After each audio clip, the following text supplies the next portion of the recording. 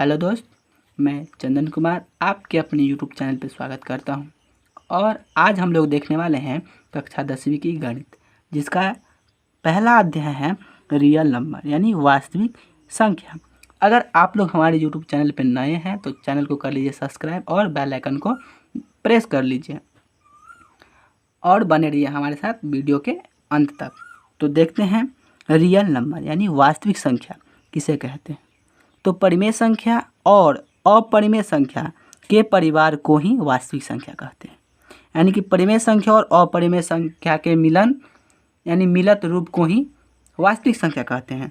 जैसे एग्जाम्पल में देख सकते हैं 1/5 है, √5 है, √7 है, 8/15 है, √3 है, ... etc। अब देखते हैं रेशनल नंबर यानी परिमेय संख्या। तो वैसे संख्या जो p/q के रूप में लिखा जा सके उसे परिमेय संख्या कहते हैं, लेकिन q = 0 नहीं होना चाहिए। जैसे एग्जाम्पल 4, 1/5, 4/5 ... etc। ये सब जितनी भी संख्या है उनके q = 0 नहीं है। जैसे q बराबर यहाँ 4 है, 5 है, 5 है, लेकिन q = 0 नहीं है, इसीलिए ये सभी संख्याएं रेशनल नंबर यानी कि परिमेय संख्याएं कहलाएगी। तो इसका स्टैंडर्ड फॉर्म देखते हैं, यानी कि चलिए देखते हैं इसका पॉइंट। परिमेय संख्या का मानक रूप यानी स्टैंडर्ड फॉर्म। परिमेय संख्या का स्टैंडर्ड फॉर्म होगा p/q, वेयर यानी जहाँ q = 0 नहीं आना चाहिए, तो वह क्या कहलाएगी? परिमेय संख्या कहलाएगी। अब देखते हैं इरेशनल नंबर यानी अपरिमेय संख्या। तो वैसी संख्या जो रूट के अंदर में लिखा जा सके उसे अपरिमेय संख्या कहते हैं, तथा वह परिपूर्ण वर्ग में नहीं होता है और वह रूट के अंदर होता है, उसे हम लोग क्या बोलेंगे?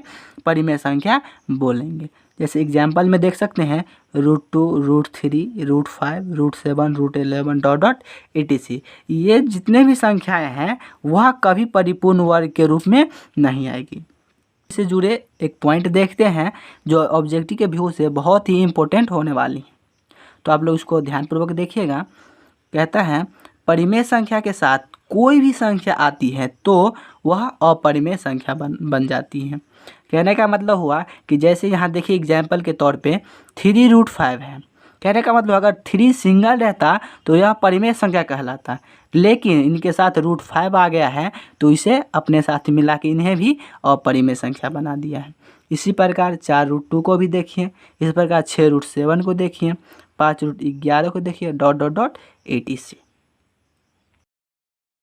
इसका दूसरा पॉइंट देखते हैं कि एक परिमेय और एक अपरिमेय संख्याओं को जोड़ने या घटाने पर हमेशा एक अपरिमेय संख्या प्राप्त होता है।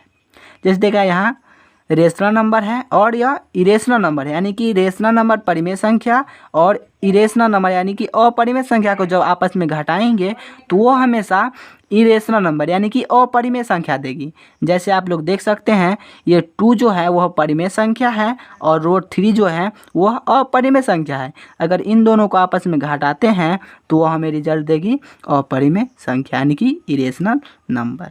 जैसे देखिए यहाँ ये परिमेय संख्या और अपरिमेय संख्या को जोड़ते हैं तो वो हमेशा अपरिमेय संख्या देते हैं। जैसे 2 है प्लस √3 है, इन दोनों को अगर जोड़ेंगे तो वह 2√3 यानी कि यह अपरिमेय संख्या यानी कि इरेशनल नंबर देगा।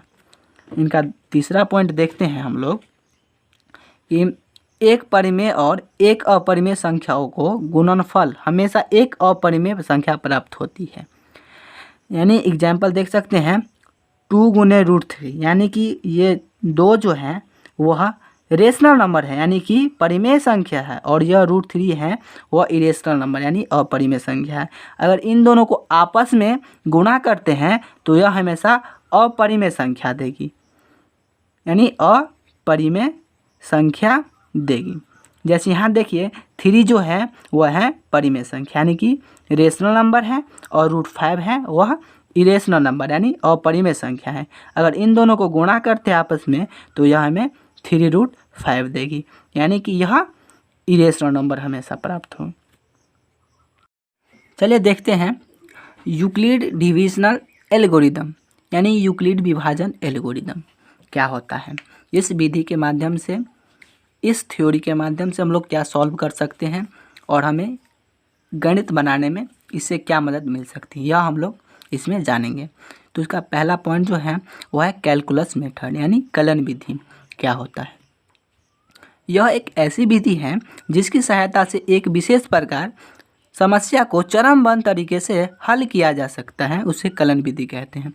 इस विधि के अंदर हम लोग किसी भी समस्याएं को चरणबद्ध तरीके से हल करते हैं, इसी विधि को कलन विधि कहते हैं, यानी कैलकुलस मेथड कहते हैं।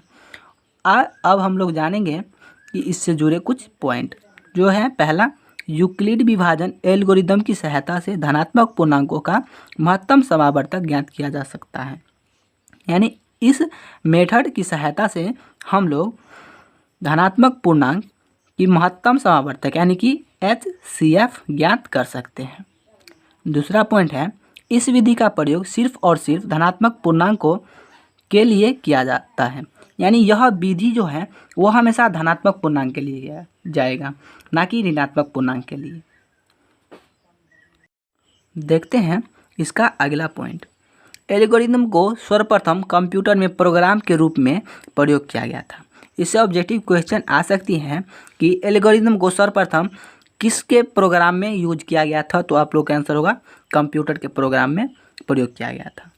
अब देखते हैं लेमा, यानी कि तो यह एक सिद्ध किया हुआ कथन होता है जिसकी सहायता से किसी अन्य कथन को सिद्ध किया जाता है, उसे परिमेका कहते हैं। यानी कि परिमेका जो है वह यह एक सिद्ध किया हुआ कथन है, इनकी सहायता से हम किसी और अन्य कथन को सिद्ध करते हैं, उसे हम लोग परिमेका कहते हैं।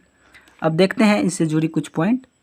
इनका पहला पॉइंट है, यूक्लिड विभाजन परिमेका और यूक्लिड विभाजन एल्गोरिदम परस्पर एक दूसरे के उतने अंतर नहीं हैं। लोग प्रायः यूक्लिड विभाजन परिमेका को ही यूक्लिड विभाजन एल्गोरिदम कहते हैं, यानी कि यूक्लिड विभाजन परिमेका जो होता है वह उन्हें ही यूक्लिड विभाजन एल्गोरिदम भी कहा जाता है।